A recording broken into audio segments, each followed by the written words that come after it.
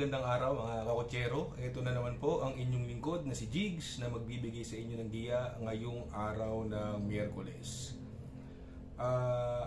Ngayon po ay September 11 at ang karera po ay magsisimula ng alas 5 ng hapon.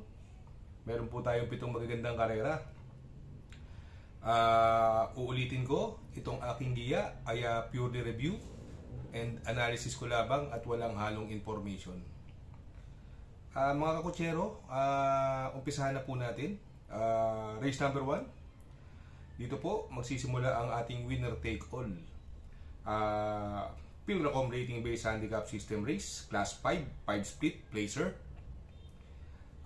Ang distansya po dito ay 1200 meters. Dito po may 6 na kalahok. Itong karerang ito ay halos anybody's race, although medyo malakas ang nilaban ni Sky Plus nung karera.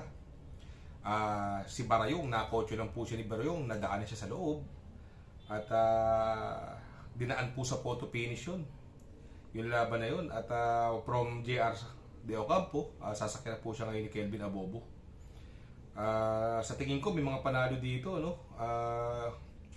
Yung Red Hawk, Sky Plus, Ariana, Daginding, yung 4 na yan hindi nalulusot dyan. Pero eto si Ariana, bagong baba po sa laban at papatnubayan po siya ni Patty Dilema. Ito namang Red Hawk, kung sakaling magkakaroon ng habulan sa unahan, dahil sa tingin ko ang mga mabibilis dyan, andyan si Sky Plus, Ariana, Chase the Gold at Daginding, pwedeng mapabor po sa numero 1 si Red Hawk. Kaya dito sa race number 1, ang pili ko po rito, doon ako sa bagong babang numero 3 na si Ariana. Panigundo ko, numero 2, Sky Plus. At pandehado ko po rito, yung numero 1 na si Red Hawk. Sa race number 2, dito po magsisimula ang ating pick 6, Pilracom rating based handicap system race. Class 5, 6 to 10 split. 1200 meters is the distance. Dito may 8 kalahok. Dito another anybody's race. Sa tingin ko po may mga panalo dito, yung King Wash ko, ang Bigote, alamin lang po sa connection, Watch Bell, galing sa segundo, So Humble, magandang dehado po yan. Mukhang inayaw lang nung karera yan at papatubayan po ngayon ni Jomel Storke. Si Bantay Sarado, kaya lang ang worry ko kay Bantay Sarado, medyo matagal magpainit parang diesel bago may mate dapat mahaba ang distansya. Kaya dito itong race number 2 na to, ang pili ko po dito yung galing sa panalong numero 3 na si Ang Bigote, nasasakyan po ni Rico Suson. Alamin lang po ang balita sa connection. Ang panigundo ko po dyan yung numero 7 Bantay Sarado dahil napakababa na po sa laban, nasasakyan naman ni Bumbong Villegas. At isasama ko pong bandihado yung numero 5, So Humble, na sakay ni Jomel Storke. Sa race number 3, dito po magsisimula ang ating pick 5, Pilracom rating based handicap system race, class 5, 5 split, placer. Distance is 1200 meters. Dito po may 6 na kalahok. Dito sa karerang ito, sa tingin ko, ang possible scenario po rito, ang mga mabibilis, andyan si Lady of Peace at si Auspicious. Ito, distansya na po ni Lady of Peace. At gamay na gamay po ni DL Camanyero, si Lady of Peace. Gumanda lang po ang lundag nito. Sa tingin ko, mahirapan sila rito. Ang palagay kong pwedeng makalaban niya rito, yung numero 6 na si Quincy. Si Quincy po, galing sa segundo nakaraan kay Himanshi. At papatnubayan pa rin po siya ni Jeffrey Sarate. Kaya dito sa karerang ito, tingin ko 2 horse race lang po ito. Pero ang pili ko po rito, doon ako sa numero 6 na si Quincy. Panigundo ko yung numero 2 na si Lady of Peace. Sa race number 4, dito po magsisimula ang ating pick 4, Pilracom rating based handicap system race. Class 4, 28 to 33, 34 to 39 merge. Distance is 1200 meters, may 7 kalahok. Anybody's race. Itong si Sonic Lay, medyo nagpagpag lang ng kalawang ito nakaraan, no? Tercero po dumating ito. Although itong kabayong ito, maganda ang numero. Siya po tingin kong possible mauna, kaya lang ang timbang po 57. Sa tingin ko iuuna na to si Sonic Lay.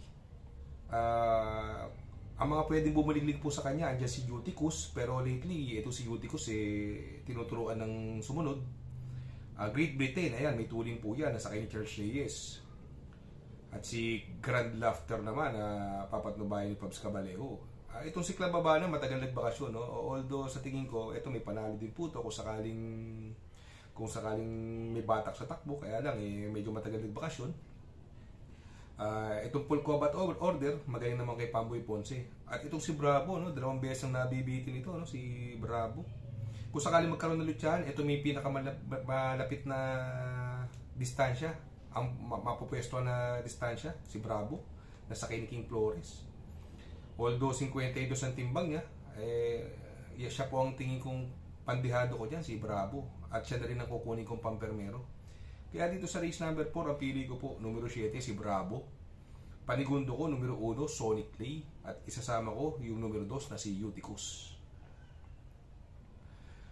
Sa race number 5, Pilracom Rating Based Handicap System Race.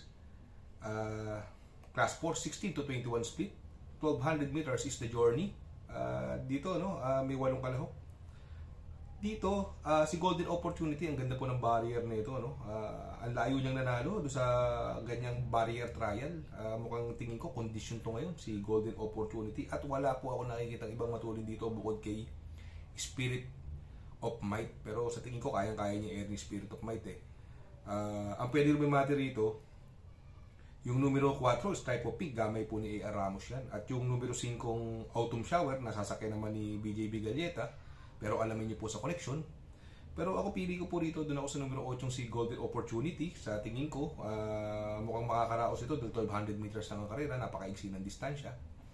Ang panigundo ko, yung numero 5, si Autumn Shower. Sa race number 6, Pilracom Rating Based Handicap System Race. Class 5, 11 to 15 split. 1400 meters is the journey. Dito po may 10 kalahok, no? Makikita natin dito yung nagbabalik na si Extra Addition. Ito si Extra Addition, ang baba na po sa laban at papatnubayan pa rin siya ni Kelvin Abobo. Sa tingin ko, itong karera to, possible scenario, mauuna ni Hanglus at susundan ni Tokyo Rumba. Ang ganda ng numero ni Hanglus ngayon at sasakyan po siya ni Odil Cortez, although 1400 meters, pero tingin ko kayang-kaya niya ere nito. Ngayon, kung sakaling marimatihan siya, possible yung numero 8, Extra Addition. Yung uno, although may panalo din, Adimo Lasal, kaya lang mas gusto ko si Extra Addition, napakababa po sa laban. Kaya dito sa karerang ito, ang pili ko po rito, doon ako sa numero 2 na si Hanglus. Panigundo ko yung numero 8 na si Extra Addition.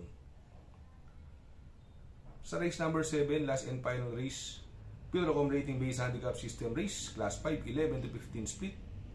1,400 meters is the distance. May 10 kalahok. Dito sa karerang ito, ako, ang tingin ko possible scenario dito, pwedeng mauna rito, no? Andyan yung Professor Jones at si Osam Cole, no? Streisand, ito, laging in the money, no? 2 beses na nasa segundo to si Streisand, nasa kay ni GL Ciego, at lately itong si GL Ciego Jr. ay nagpapandalo, medyo baka masama sa Buenas, kaya siya po ang pampermera ko rito. Ang panigundo ko rito, yung numero 5 Lucky Julian na sasakay ni Uno Hernandez at gamay niya po ito. Kung sakaling magkaroon ng hindi magandang senaryo na magkaroon ng lutsahan, ito, Rerimati galing sa panalo. Nung nakaraan, tinalo po niya si Malibu Bell. Yung numero 2, 7 of Diamonds at gamay po ni Kelvin Abobo yan. Kaya dito sa race number 7, ang pili ko po, doon ako sa numero 7, Streisand. Panigundo ko, numero 5, Lucky Julian, at isasama kong pandiyado yung numero 2, si 7 of Diamonds. Good luck mga kakutsero. Sana po matabat ang ating giya at yung mga nakasunod, sana po ay magsitama po kayo.